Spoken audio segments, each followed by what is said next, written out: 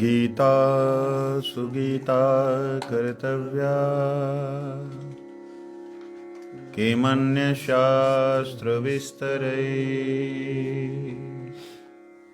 यस्वयं पद्मनाभस्य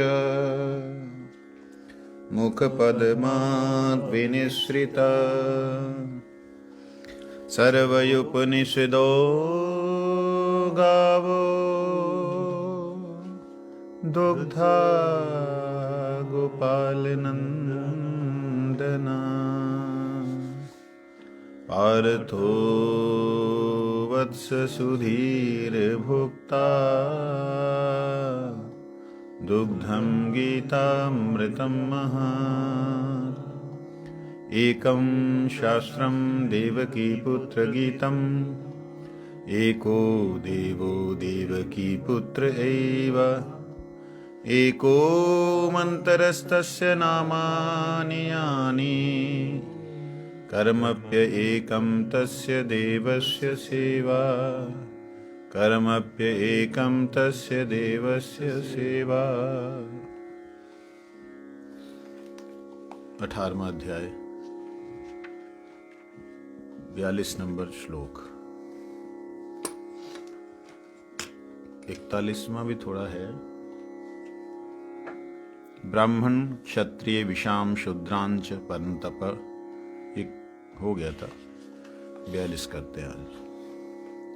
शमो दमस्तपः शौचम क्षान्तिर् आर्जवमेव च आर्जवम् एव च ज्ञानं विज्ञानम् आस्तिक्यम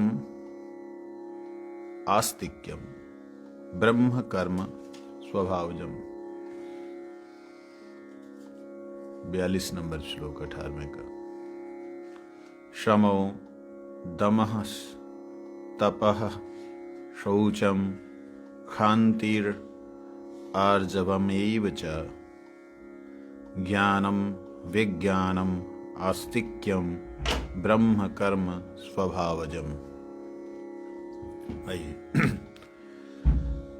शमो दमस्तपः शौचम क्षान्तिरार्जवमेव च ज्ञानं विज्ञानमास्तिक्यं ब्रह्म कर्म स्वभावजम्। शमो दमस्तपः शौचम क्षान्तिरार्जवमेव च ज्ञानं विज्ञानम् आस्तिक्यम् ब्रह्म कर्म स्वभावजम्। कर्मों का स्वभाव जो है या कर्मों से बना हुआ स्वभाव या स्वाभाविक कर्म के प्रति रुचि जो ब्राह्मण है उसके अंदर स्वाभाविक रूप से शम दम तप पवित्रता क्षमाशीलता ये सब उसके स्वाभाविक गुण हैं। इसके लिए भगवान उसके स्वाभाविक गुणों के द्वारा जो कर्म होते हैं वो उसके अनुसार ही होते हैं। भगवान कहते हैं कि ब्राह्मण के जो कर्म हैं वो ब्रह्म कर्म, ब्राह्मण के कर्म स्वभाव से हैं। क्षत्रिय कर्म स्वभाव से, वैश्य कर्म स्वभाव से, शूद्र कर्म स्वभाव से। तो कर्म जो है वो स्वभावगत है। और स्वभाव का मतलब क्या है? स्वभाव मतलब वो जो आत्मा है उसके अंदर का स्वाभाविक जो रुचि है वो स्वभाव। तो आत्माएं क्या अलग अलग ब्राह्मण क्षत्रिय वैश्य शूद्र होती हैं? नहीं। लेकिन ब्राह्मण कुल में उत्पन्न होने पर भी हम कई बार देखते हैं वो महादुराचारी राक्षस असुर पैदा हो जाते हैं। वो क्या है? हमने पहले सुना था धृति के बारे में।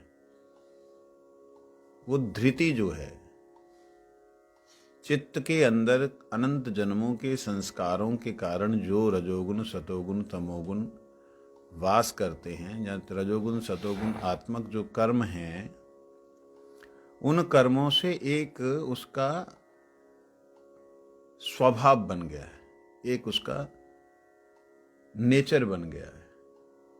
तो इसलिए उस नेचर के कारण वो जहां भी जन्म लेगा, अगर शूद्र के घर में भी जन्म लेगा तो ब्रह्म कर्म स्वभावजम, उसके कर्मों को देख करके उसे यह समझ में आ जाएगा कि ये ब्रह्म कर्म है, ये ब्राह्मण के कर्म है। हमने कल सुना था विश्वामित्र जी ने किस प्रकार से नष्ट कर दिया वशिष्ठ जी के 100 पुत्रों को। बाद में जब वो पास में नमक खत्म हुआ, विश्वामित्र जी ने मारने के लिए वशिष्ठ जी को जब उद्यत हुए, खड़े हो गए कि मार दूंगा, इसको खत्म कर दूंगा, ना रहेगा बांस ना रहेगी बांसुरी, मेरे को तो इन्होंने ब्राह्मण बोला नहीं, ब्रह्म ऋषि कहा नहीं, तो ठीक है तुम भी नहीं रहोगे। तो उस वक्त किस प्रकार से आपने देखा कि वशिष्ठ जी ने कहा, अरे चिंता क्यों करते हो, पास में तो तुम्हारा वो विश्वामित्र जी ऋषि हैं। तब उन्होंने उस वक्त कहा महर्षि विश्वामित्र, पहले राज ऋषि कहते थे, उस समय उन्होंने कहा महर्षि विश्वामित्र, पास में तो है,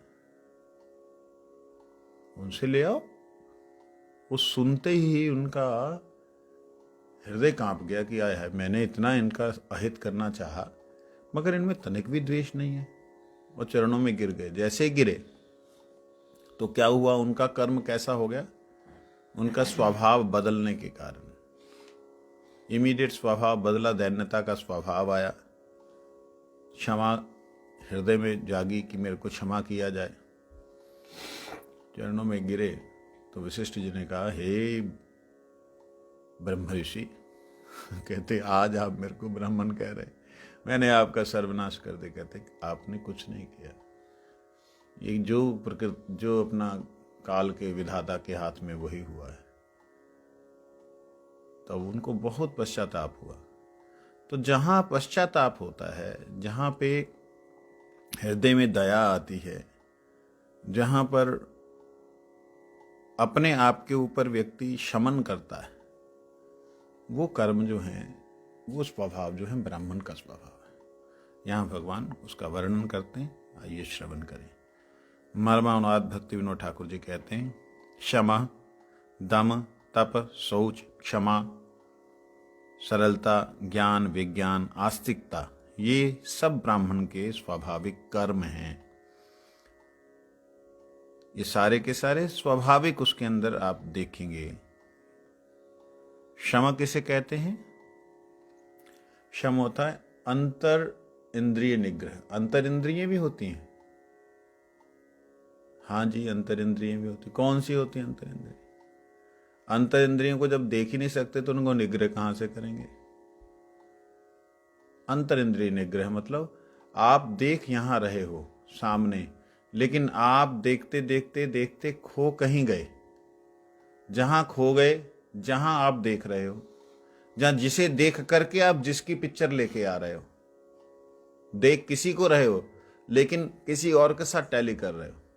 वो जो अंदर टैली करने वाली चीज है, वो अंदर जो देखने वाली चीज है, अगर व्यक्ति अंदर से ना देखे तो बाहर से दिखाई कुछ नहीं देता, अंदर से ना सुने तो बाहर से सुनाई कुछ नहीं देता। अंदर की इंद्रियां हैं। अंदर की कैसी इंद्रियां होती हैं, हम कैसे समझेंगे? तपस्या से समझेंगे। तपस्या करने से, तप करने से, शरीर को तपाने से, तब भीतर जब बाहर की इंद्रियों को जब ताप देते हैं, तब वो बाहर की इंद्रियां जो हैं भीतर की तरफ जाती, मतलब अपने अस्तित्व को भूल करके अपने कारण की तरफ चली जाती। तब दिखलाई देती कि हाँ, मैं बिना आंख के देख सकता हूं, बिना कान के सुन सकता हूं, बिना नाक के स्मेल ले सकता हूं, गंध ले सकता हूं, बिना जिह्वा के क्या ले सकता, स्वाद ले सकता हूं, बिना स्पर्श किए शरीर से मैं स्पर्श कर सकता हूं। तब मालूम पड़ता है ऐसा बहुत ही कम होते हैं। ब्राह्मणों में कर्म करने पर भी ऐसा बहुत कम होते हैं, ब्रह्म कर्म में लगे हुए महापुरुष लोग, व्यक्ति, मनुष्य बहुत कम होते हैं जो कि अंतर इंद्रियों को निग्रह कर पाए। अंतर इंद्रियां आप प्रैक्टिकल रूप में आप लोगों को कैसे अनुभव होगी?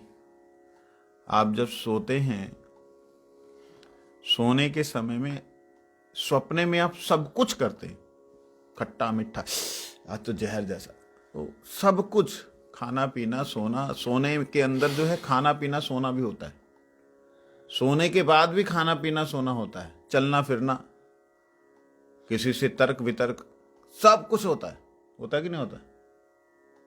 आप रात को सोने के बाद ये सब करते हो? सपने में होता होगा क्या? होता है कि नहीं होता है? हाँ, होता है कि नहीं? होता है ना।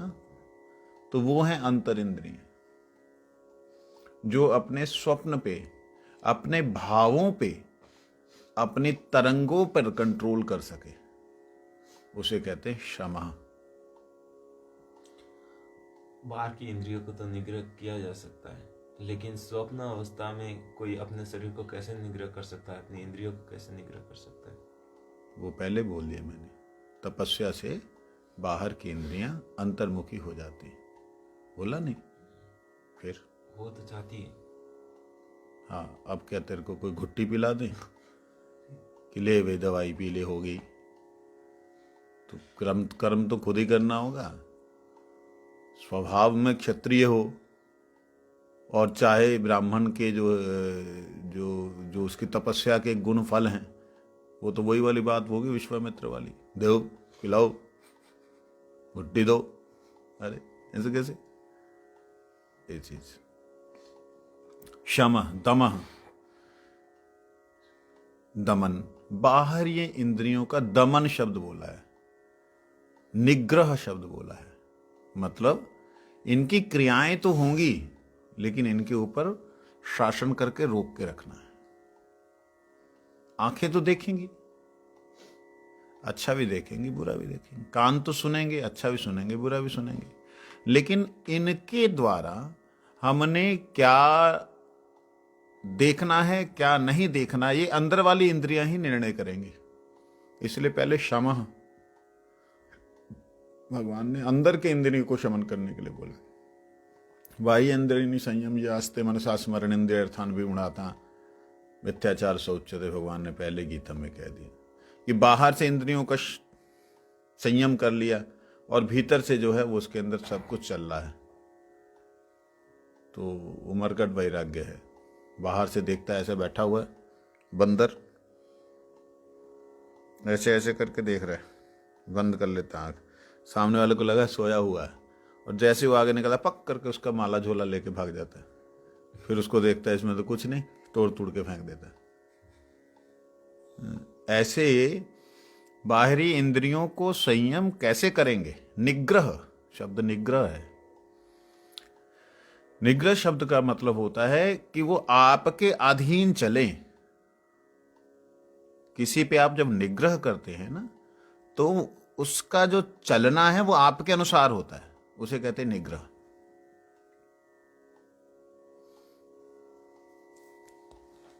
एक संत ने, पंडित परम पूज्य पंडित गया प्रसाद जी, उन्होंने अपनी वाणी में एक लिखी थी बात, बहुत अच्छी लगी। कहते गिरिराज जी की परिक्रमा करते समय मौन होकर ठाकुर जी का नाम करते हुए करें। मौन मतलब अब ठाकुर जी का नाम करेंगे तो मौन कहां से रहेंगे? मौन संसार से, और केवल 10 कदम, वहां तो 5 कदम लिखा था, केवल 5 कदम नीचे देखें, इसके ऊपर नहीं देखें, परिक्रमा करें।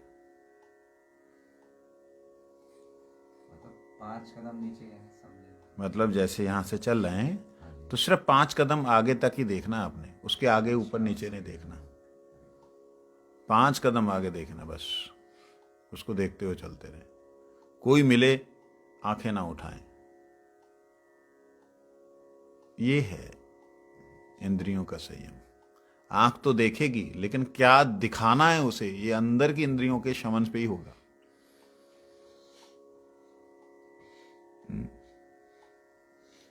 खाना, बहुत भंडारे हो रहे हैं, आप देख ही नहीं रहे हो।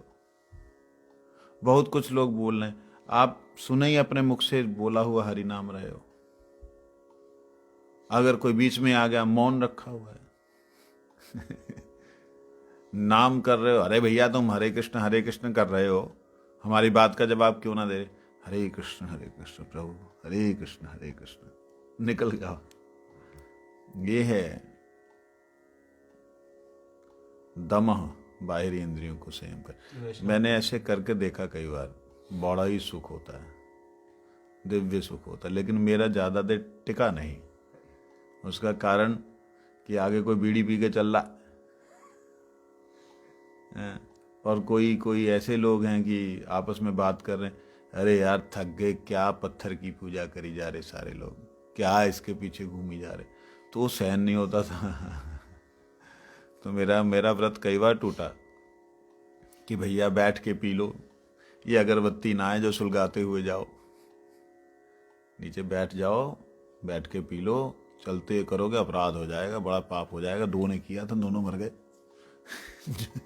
उनको डराते और उसको, दूसरे वाले को जो पत्थर बोल रहा था, तो उसको समझाया कि भाई देख, दिखने में तेरा शरीर क्या है, विचार करके देखो, खाने से तो शरीर बढ़ता है, नहीं खाओगे तो क्या बढ़ेगा? जो हम खाते हैं उसी से हम रस लेता है शरीर, और उसी रस से आगे। तो खाने वाला जो भी चीज हम खा रहे हैं वो मलमूत्र ही तो निकल रहा है, तो मलमूत्र में से कुछ निकला हुआ मल इधर उधर चिपक जाता है, वही चमड़ी बन जाता है, उसी में से रस बनता है, उसी में से खून बनता है।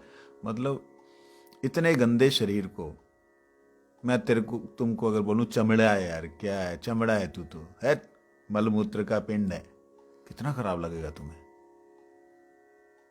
मतलब बात तो सही है, लेकिन नहीं, आगे सुन ले। मुर्दे को स्पर्श करने के बाद में नहाना पड़ता है कि नहीं? नहाते हैं, मतलब तू नहाता नहीं भाई, नहाना इसलिए पड़ता है क्योंकि आत्मा ने शरीर को छोड़ दिया है, इसलिए वो शरीर मलमूत्र की तरह, विष्ठा की तरह अपवित्र हो गया है। ठीक है, इसलिए उसको छू करके नहाना पड़ता है। जहां पर भगवान अंदर विराजमान है साक्षात, कहते हमें तो ना दिख रहे। मैंने कहा तू मेरे को देख सकता है, मैं जो बोलने वाला हूं मुझे देख सकता है, मेरी चमड़ी को तो देख रहा है, हड्डी और मांस को ही तो देख रहा है, मलमूत्र से बने हुए शरीर को ही तो देख रहा है, इसके अलावा क्या देख रहा है? जब तुम बाहर के शरीर को देखने के बाद भी एक मनुष्य का, एक व्यक्ति का, एक अपने पति का, या पत्नी का, या माता का, या पिता का आदर करते हो, आप ये नहीं कहते हो क्या है, चमड़े की थैली में उठा करके मलमूत्र और कफपित्त बात भर करके, हड्डी मज्जा मांस भर करके दे दिया, ऐसा तो नहीं बोलते हो। उनका सम्मान करते हो जो अखिल ब्रह्मांड नायक परात्पर पर ब्रह्म है। वो अगर किसी पाषाण में आकर के, किसी पर्वत में आकर के विराजमान होकर के लाखों लोगों की तृप्ति बन रहे हैं, उनको तुष्ट कर रहे हैं, उनको आनंद दे रहे हैं, आप उन्हें ये कह रहे हो कि अच्छा लग रहा है, ओ साथ पैरों में गिरा, गुरु गुरु गुरु तुम भगवान हो। मैंने कहा, अरे मूर्ख, मैं भगवान नहीं, मैं भगवान का दास, इसीलिए घूम रहा हूं। मेरा मौन था, तेरे कारण से मौन टूटा। अरे बढ़िया आ गो मोहन टूट गो। नहीं तो हम तो अपराध ही करते रहते। तो कहने का मेरा अभिप्राय, दम जो बाहरी इंद्रियों का संयम करना कैसे होता है, ये कुछ संतों के अपने अनुभव हैं। पंडित गया प्रसाद जी के ये अपने अनुभव थे। ठाकुरदास बाबा जी का एक बड़ा, मैं गोवर्धन वासी जो संत है उनकी बात बता रहा हूँ। ठाकुरदास बाबा जी का एक बड़ा दिव्य वो रहा है दमन इंद्रियों के लिए।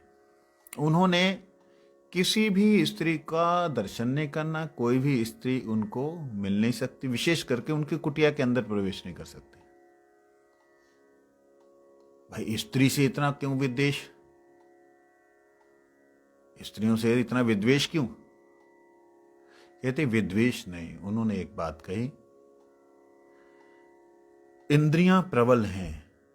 उम्र उनकी लगभग 90 के करीब थी जब मैं उनसे मिला था। इंद्रियां प्रबल हैं, ना जाने कब क्या हो जाए। इसलिए जिसके प्रति आपका मन विचलित हो, कोई भी व्यक्ति, कोई भी वस्तु, कोई भी तत्व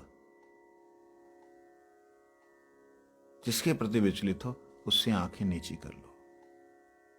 ये उनकी बात थी। बड़ी मतलब अनुभव वाले संतों की बातें हैं।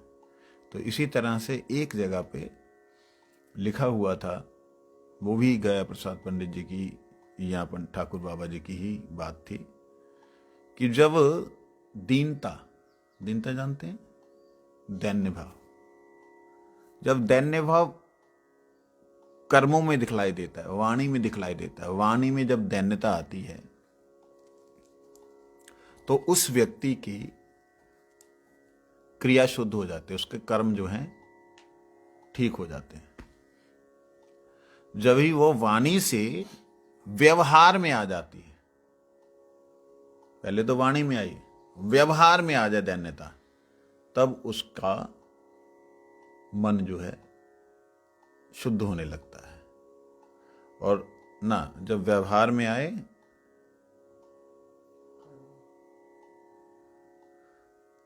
मैं भूल रहा हूं, तो उसका व्यवहार में आने पर उसका मन शुद्ध होने लगता है।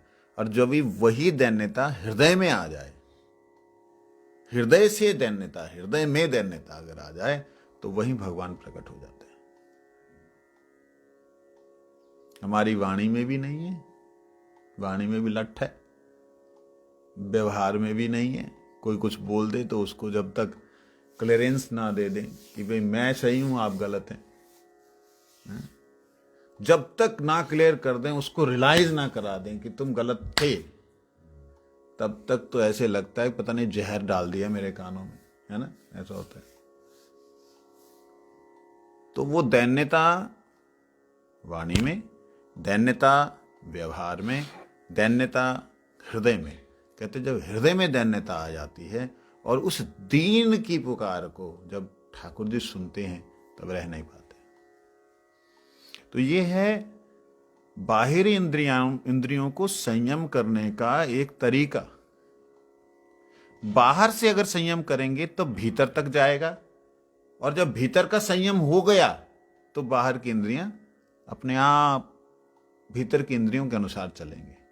जो भीतर से आप देखना चाहोगे वही वो दिखाएंगे, जो भीतर से सूंघना चाहोगे वही वो सूंघेंगे। इसलिए पहले देखा जाए तो बाह्य इंद्रियानी संयम। ये कैसे होगा? दोनों चीजें, तपह, तपस्या से। तप किसे कहते हैं? कहते हैं शरीर को कष्ट देना ही तपस्या है। कलयुग में क्या तप है? कहते हैं विद्यार्थियां नाम अध्ययनम तप, विद्यार्थियों के लिए अध्ययन तप है। ब्रह्मचर्या नाम, जो ब्रह्मचारी उनके लिए तप क्या है?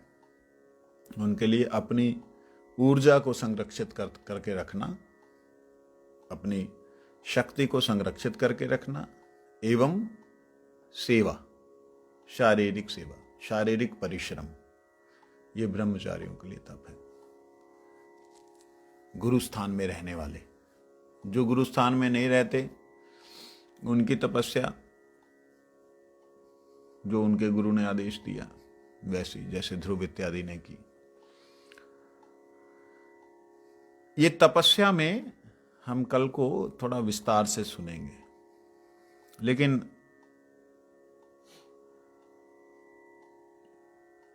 जो दमन है, ये दमन गुरुजी कहते हैं, इंद्रियों का दमन आपको संसार में कभी भी गिरा सकता है, कभी भी गिरा सकता है। जो जैसे ऐसे ही है जैसे सांप को आपने कब्जे में कर रखा है, वो कभी भी काट देगा। जैसे उसके अंदर से दांत निकलेंगे, कभी भी आपको डस सकता है, काट सकता है। तो सांप के वो कब्जे में रखना मतलब इंद्रियों को कब्जे में रखना। इंद्रियां बहुत प्रबल हैं। सौरभी ऋषि ने दमन करके रखा, 1-2 साल नहीं, 1000 सालों तक, हजारों साल तक। लेकिन वैष्णव अपराध हुआ,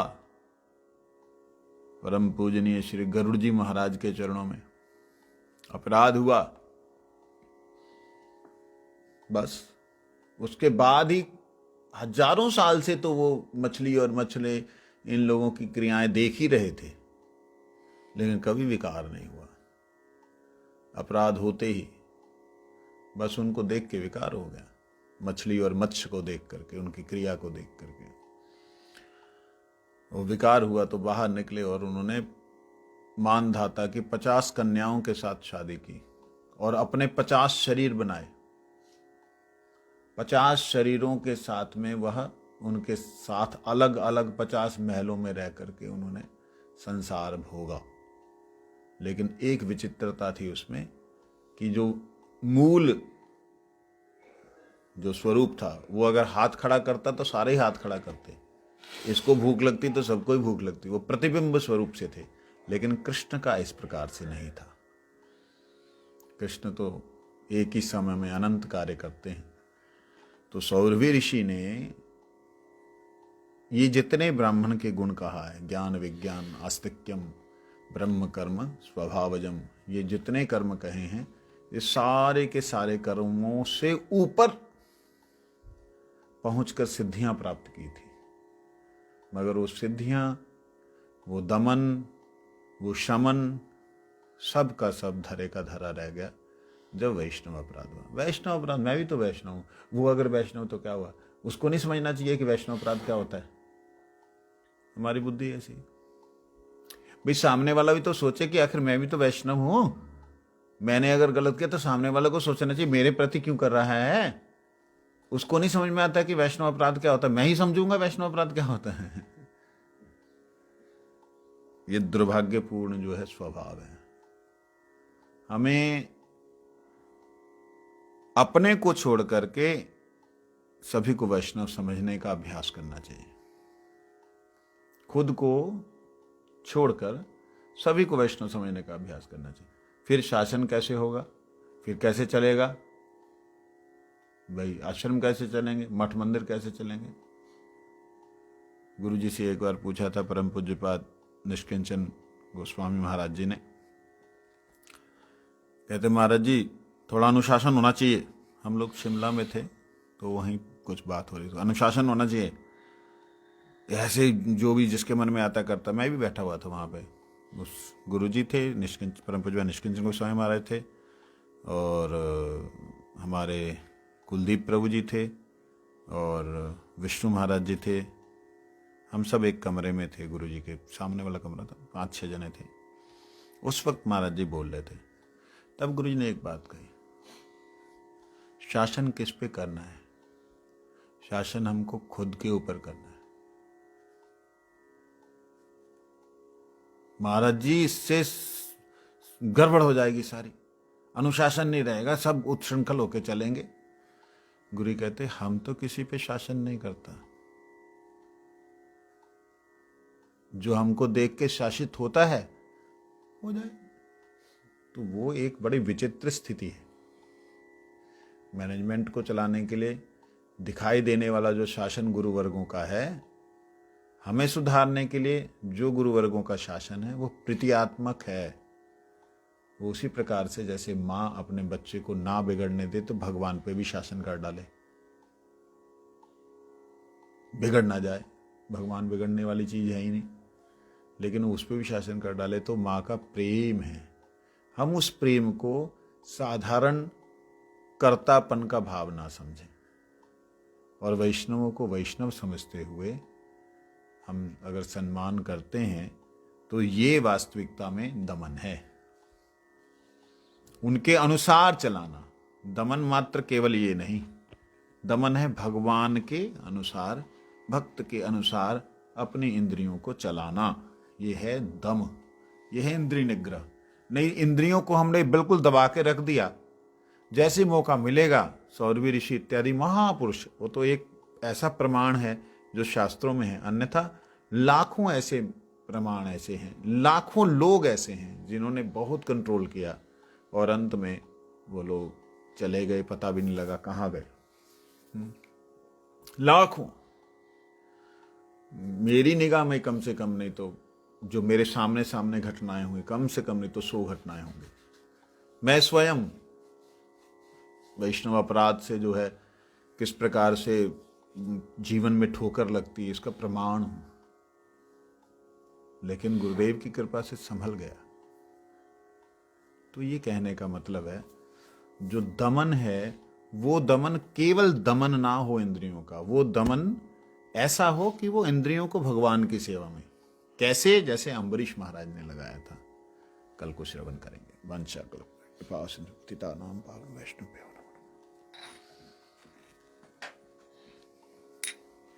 हरिहराय नम कृष्ण यादवाय नम, यादवाय माधवाय केशवाय नम, गोपाल गोविंद राम श्री मधुसूदन, गिरिधारी गोपीनाथ मदन मोहन, श्री चैतन्य नित्यानंद श्री अद्वैत सीता, हरि गुरु वैष्णव भागवत गीता।